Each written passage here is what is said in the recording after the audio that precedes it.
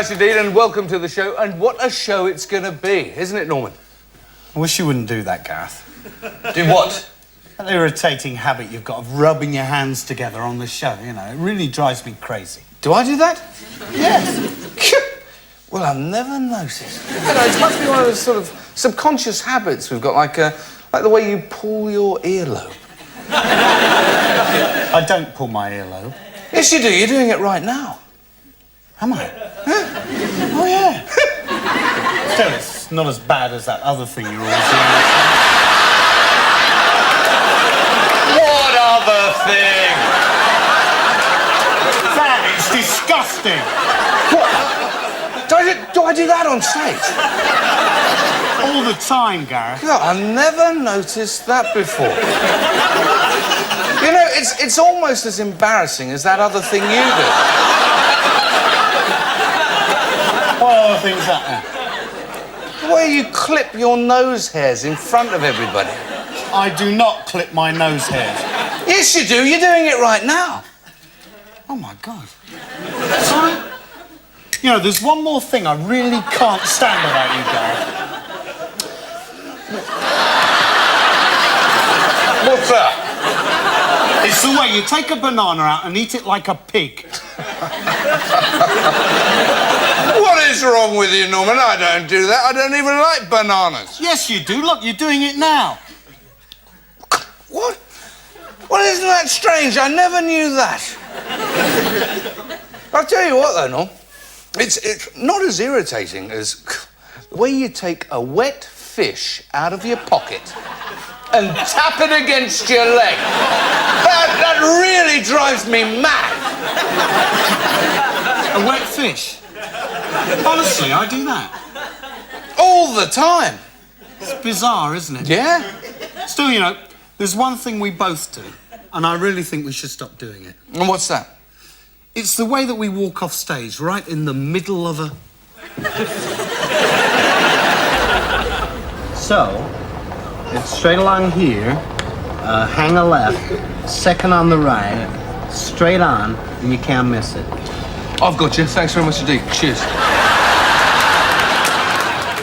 What's the matter? Haven't you seen a police inspector in his pyjamas before? You what? Eh? What did you say? I said, what's the difference between food in this place and Pigswill? That's what I always say. What's the difference? Oh, you've heard it. I tell you, my Edna, she was good in the kitchen. Aye, she weren't a bad cook neither. The things she could do with the length of black pudding were nobody's. Things like that are best kept secret. 40 years we were married. And all that I've got left to remember her by is an antique pendant.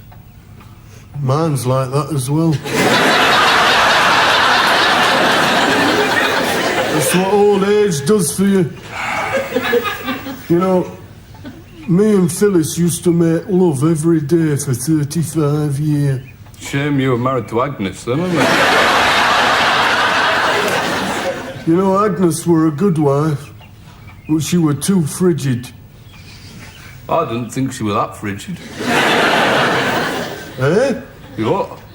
I said Agnes were a good wife, but she were too frigid, you deaf bugger. We were married 5 years before I could persuade her to do it the proper way. Doggy fashion. What, you mean having it in the middle of the road? No! Having it in park with her wearing nothing but a leather-studded collar. Oh, I tell you, in them days you had to be careful. Never had none of them fancy contraceptives like young folk today. In our day, we had to use willpower. That's what I keep telling my 15 kids anyway.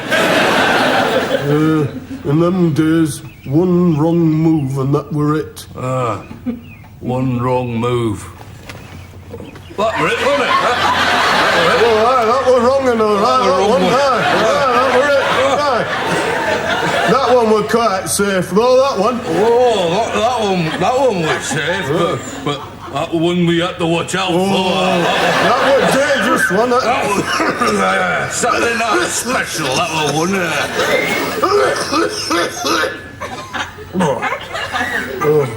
Fancy a game of dominoes? No, I'm shagged out after all that sex. One aspect of Russia's move towards westernization is shown in their typical enthusiasm for competition. As an example, this is next year's entry for the Formula One Grand Prix circuit. George Armitage has been running the agricultural auction here in Little Melbury for over 10 years. He's ordinary, hard-working and dedicated. But the problem is, nobody has a clue what he's talking about.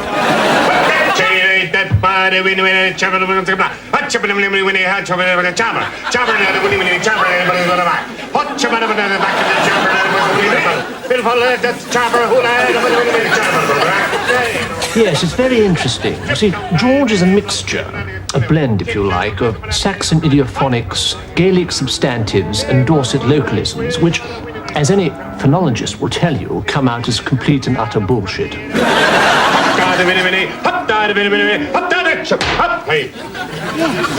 record all the sales and purchases, which is quite difficult, but I do manage to get down every word that George says. I haven't a clue what it means.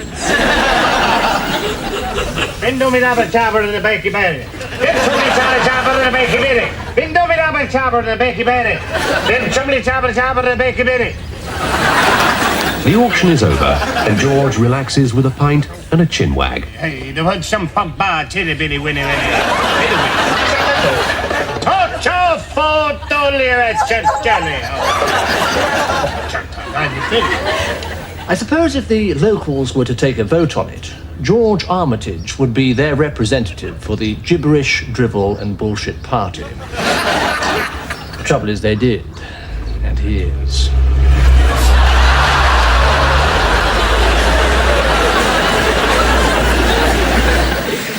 Oh, dear on.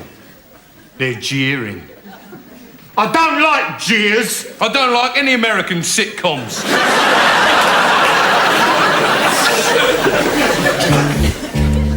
Take a cool bass line at the rhythm of the skins. Some moody piano, that's how it begins. The horns are kind of nice. Now we're cooking with gas. Stick your nuts in a vice, and now you're singing jams.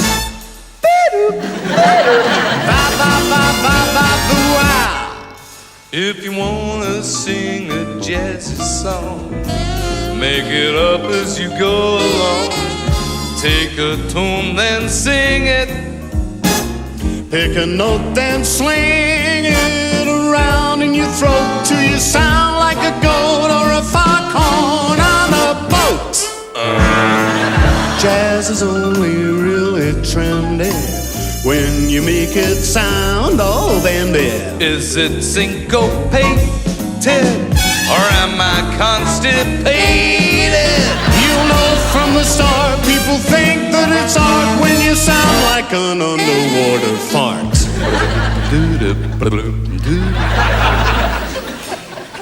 Then you can see quite a funny bit that doesn't seem to fit the rest of the tune.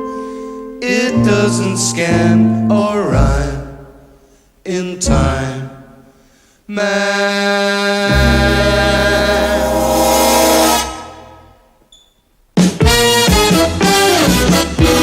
If you sound like a scalded cat, then you know that you're singing scat. Scat always sounds the same, like jumbled up foreign names. Krakatoa, Manitoba, Papa Cat, pedals, Zanzibar, Saskatchewan, Scunthorpe. What? I said Scunthorpe. And if you're really pissed, you can even sing a shopping list. Oxo Vista, gravy granules, half a cut, a bacon burger, half a pound, a packet of peas. Rat-tat-tat-tat-tat-too-wee. So don't give me no lip.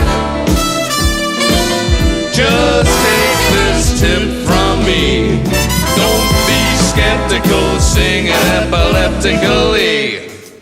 He said "'Cause the really great thing about jazz is that it's music that disappears of its own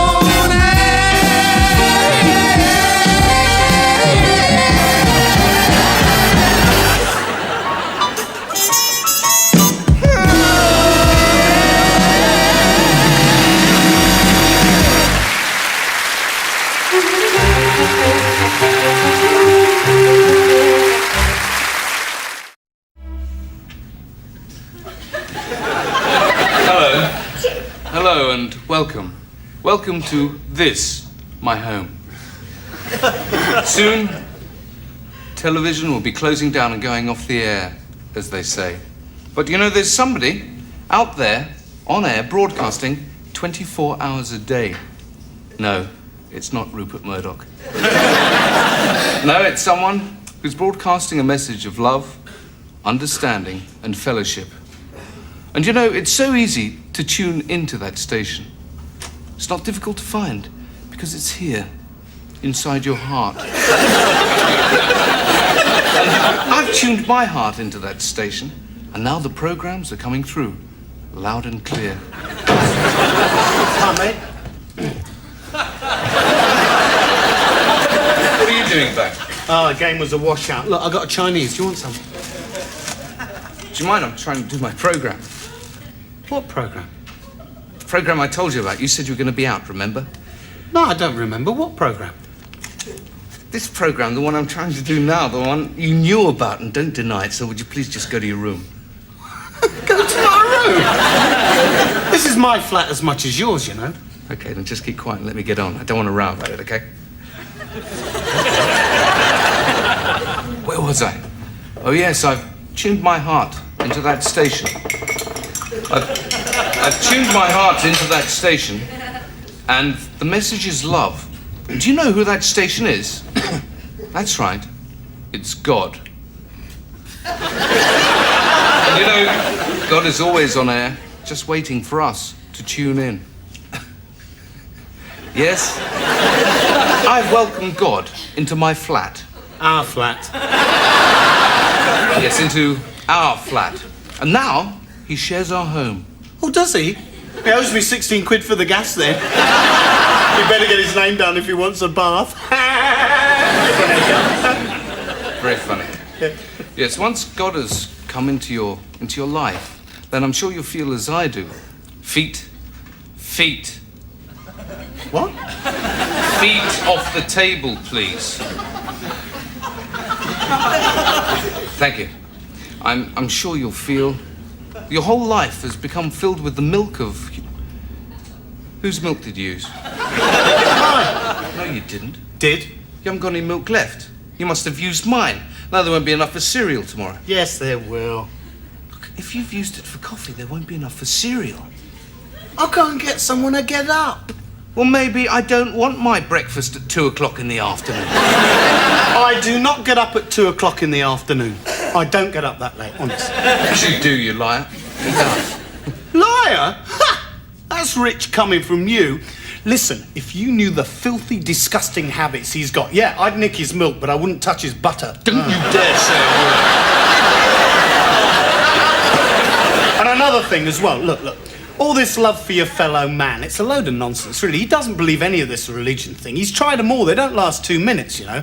I mean, he joined the Salvation Army once, but he packed it in because he said the tambourine made his knee sore. That's rubbish. That's rubbish. No, then he tried faith healing and practiced the laying on of hands till he got arrested in Marks and Spencer's. Right, that's it. That's enough. This is his temper now. He goes crazy here. Okay, then, Mr. Goody-Goody, let's have a look at your photos from your happy holiday in house. Hey, they're not yours. Give them back to me. They're mine. Get your hands. You ruined my program. Yeah, well, you're only making it because you fancy the Salvation Army girl. That's not true. That isn't true. It is true. Everybody knows it's true. That isn't true, and just because she fancies me more than you. Oh, come off it, Gareth. Nobody fancies you more than me. I mean, nobody fancies what are you talking about? Nobody fancies you at all. The man's a complete lunatic. Listen, if you're going to argue with me, have the courtesy to look me in the eye and not down the camera. Look at me when I'm talking to you, then. Oh, look, I've had enough. I'm leaving the flat. Don't leave. At least, not until you get some more milk. Hale!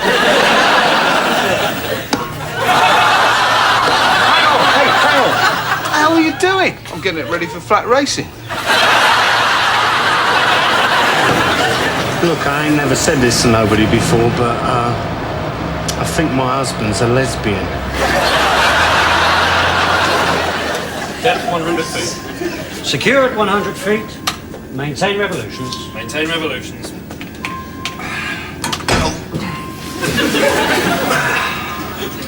Morning, number one. How's everything going? All shape and Bristol fashion?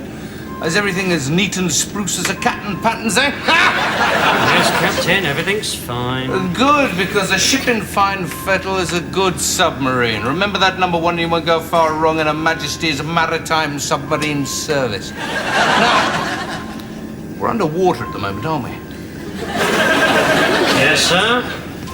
How far underwater? No, don't tell me. Let me guess. Are we 6 feet?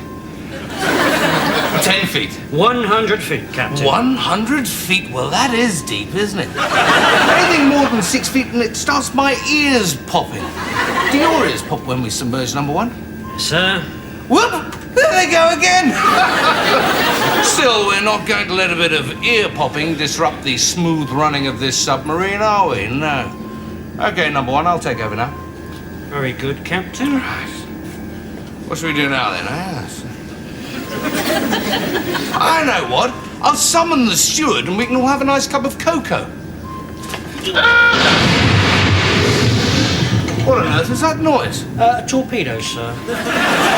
He just fired a torpedo. A torpedo? Well, how exciting. Did we hit anything? Oh, nothing that'll matter, sir. Just the Isle of Wight. It's splendid, splendid. Right. What should we do next, then? Oh, I know. Up periscope. We're too deep for the periscope. And we're too deep for my ears, mister. But do you hear me harping on about it like some wittering old woman? If you can't stand the heat, then get out of the furnace. And that goes for every man jack aboard this vessel. And that goes for every man jack aboard this vessel. Now, I'll tell you one more time, mister. Up periscope. Up periscope. Up periscope, sir. Oh, this is a lot of fun, isn't it? Right. See anything, Captain? Oh, I don't know. I can't quite make it out. It looks like a giant white conger eel. I'm getting something on the screen, Captain. What is it? Can't tell, sir. It looks like a back scrubber. A back scrubber and a giant white conger eel. Action stations! Sink, sink, sink! Watch out for that giant white conger eel! Sink, sink! Watch out for that giant white conger eel! Torpedoes away, back scrubber up in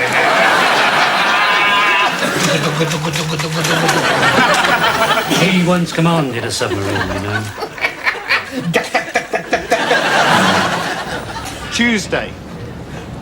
Tuesday. Look, can you hear me? Just a minute.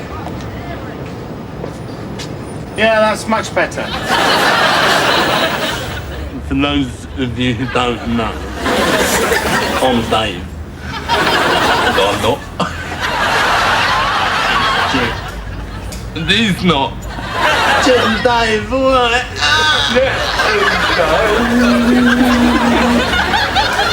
Yeah, go back a long way. Yeah, from right over there. I'm standing here outside the home of Mr. Bill Parker, TV set designer, a man described by some as a creative genius.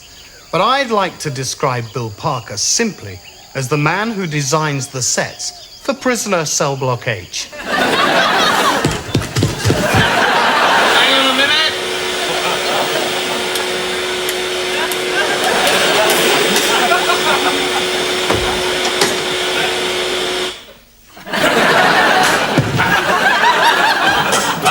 Oh, good day. Hello there.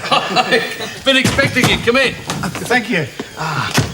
Well, can I take your coat? It's might hot in here. Yes, sir. I'm one of these guys who likes to see a real fire in the grate, you know? I'll just hang this up in the old closet. In the closet, I'll tell you what I'll do. I'll put it on the bed upstairs. Fine.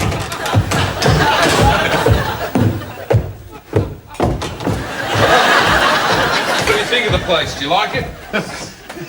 Very interesting, yes. I'll tell you what I'll do. I'll get us a couple of nice cold beers. They're in the fridge, in the kitchen over here. Okay.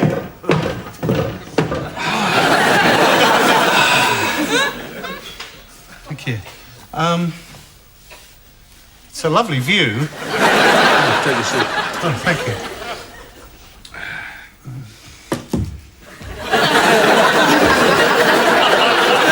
So, Mr. Parker, when did you first start designing sets for television? Well, back in Britain, I started working on a show called Crossroads. Mind you, in those days, money was no object. I mean, the reception area alone cost well over 15 quid. When that job fell through, I worked for a couple of years on a show called Take the High Road. I suppose this is when Australia called, is it? Yeah. I saw the sets on an Aussie soap called Neighbours, and they were much better than anything I'd ever done. I mean, they were using high-tech stuff like blue tack. Some really good ideas for Prisoner. Oh, talking of prisoner and cell blockage, perhaps you could tell me, why is it when the prisoners lean against the cell bars, it looks as though the bars bend back as though they're made of rubber? Well, I'll tell you a little secret. They are made of rubber. That's just between you and me, all right? Truth, is that the time? I've got to get young Archie to bed. Don't cry, Archie. Can you let yourself out? Oh, yes, certainly. And, Mr. Parker, thanks very much for the interview. You're welcome. Well, the one thing that this government has done is to bring prices down. Last year, I paid £100,000 for my house, and now it's worth 75.